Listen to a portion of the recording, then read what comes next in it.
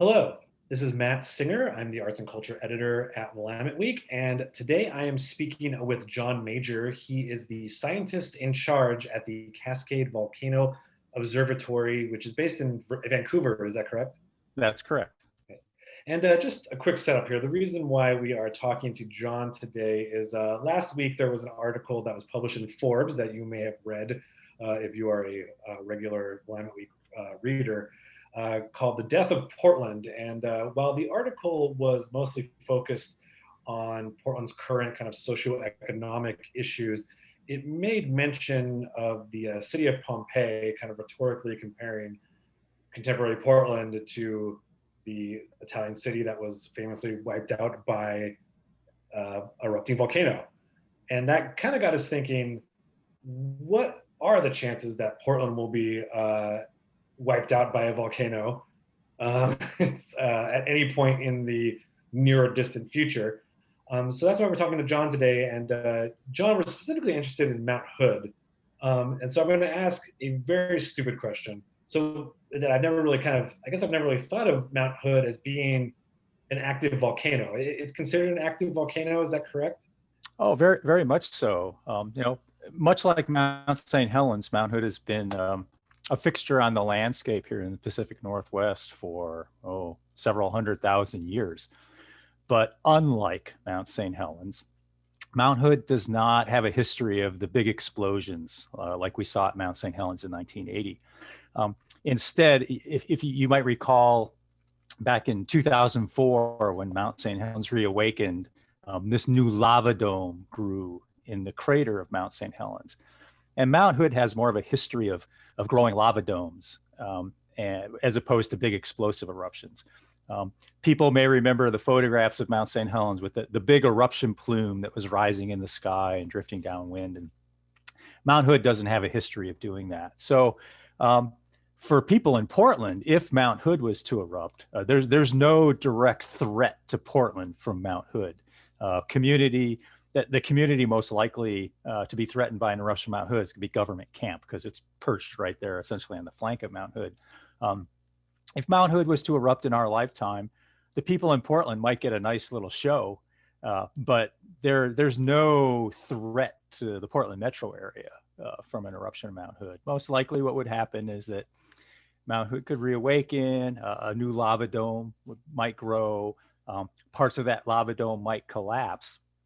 And sort of like at Pompeii, these hot flows of gas and ash flowed off of Mount Etna and buried Pompeii and buried Herculaneum. Some of those types of flows could happen at Mount Hood, but they would largely, almost exclusively affect the government camp area. So, Portland is much too far away from Mount Hood to worry about any direct impact of an eruption. Even if Mount Hood had an eruption plume rise, the winds in the Pacific Northwest generally blow from the west to the east. So any of the ash fall would largely go east of the Cascades and be pretty unlikely to affect the Portland metro area. Got it. So when was the last time do we know of that Hood had any sort of eruption beyond, like you said, like the lava domes and that kind of thing? Do we know when that was? Yeah, so actually the last time Mount Hood was active was not long before Lewis and Clark came through the Pacific Northwest, probably about the 1780s.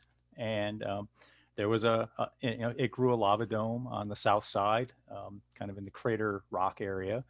Parts of that lava dome collapsed, and they formed kind of a big mud flow that went all the way down the Sandy River system and out to the Columbia River. And in fact, when Lewis and Clark came through in about 1805, they nicknamed the Sandy River the Quicksand River, because at the time there was all this sand flushing out of the Sandy River system, and trying to get across it was really difficult.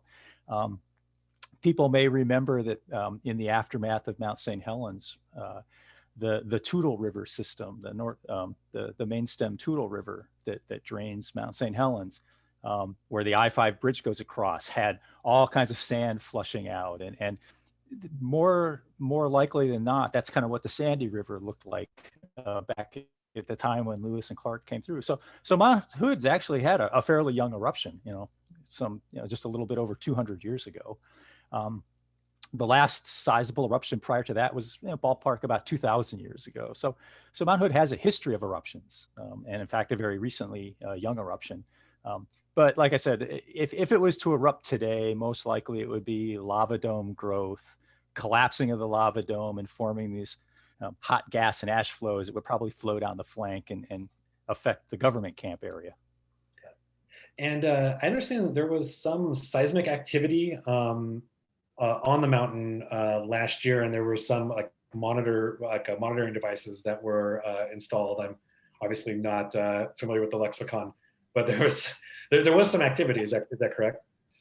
Yeah, sure. So we've had some monitoring instrumentation up on Mount Hood for years, and so actually last fall we installed a few more instruments. We installed a few more seismometers to detect seismicity. Because when volcanoes reawake, generally it's going to be earthquakes that are going to be the signal that tell us something's going on. And so we were able to install a few more seismometers, and it gives us a much better picture of what's going on at Mount Hood. And I think what you're referring to is that a bit over a week ago, we had a so-called earthquake swarm at Mount Hood. And kind of the area where a lot of those earthquakes were located was between Timberline and Mount Hood Meadows, kind of in that upper White River region. And these swarms are not unusual at Mount Hood. Swarms in that particular area happen almost every couple of years. And because of the new instrumentation we put out, we actually detected more than 100 earthquakes in this particular swarm. It lasted for about a day. Previous swarms, we didn't detect quite that many earthquakes, but then we didn't have as much instrumentation out there. So one reason why we probably had more earthquakes in this swarm is that we have more instruments out there to detect them. And we were able to pinpoint them much more precisely. In addition to that, we also have instrumentation out there that shows us how the mountain breathes or deforms. And if these earthquakes had been related to new magma pushing its way up into the volcano, we would have seen, think of a balloon. When you fill a balloon with water, it inflates and starts to inflate. Our instruments detected absolutely no inflation with this earthquake swarm. So given the nature of the earthquakes, where they were located, the fact that there was no deformation associated with it, these were earthquakes that were not related to any kind of magma movement within the volcano, but these were more earthquakes within the crust of the earth. So we call these tectonic earthquakes as opposed to volcanic earthquakes. So they had nothing to do with any volcanic activity at all. So is there like a volcano in the Portland region that would cause any, just in a hypothetical scenario, any cause for concern for Portland should it awaken? Well, there are actually some ancient volcanoes around Portland. Mount Tabor, for example, is an old ancient, we call it like a cinder cone type volcano. And these are really old. Boring, Oregon, there's a whole area out there called the Boring Lava Fields. So there has been volcanic activity in the Portland area in the distant past. Now, if for some reason, Mount Tabor or one of those volcanoes decided to become somewhat active again, sure, that's that's a different story. That'd be a bit more exciting for the Portland area. But these are volcanoes that are long extinct. There's no indication that those volcanoes are gonna erupt anytime soon, if ever again. Now the volcanic activity in the Cascades right now is focused kind of along the high Cascade crest. If you look at a map, you can trace from Mount Baker all the way to Mount Shasta. There's just this line of volcanoes, and that's pretty much where the volcanism in the Cascades is located. Is up kind of on that high crest, pretty far east of Portland. So in terms of the odds of what would destroy Portland first, is it a potential volcanic eruption from something like Mount Tabor, or is it the much feared Cascadia earthquake? Is there, amongst people who know these kind of things, are there odds on either side?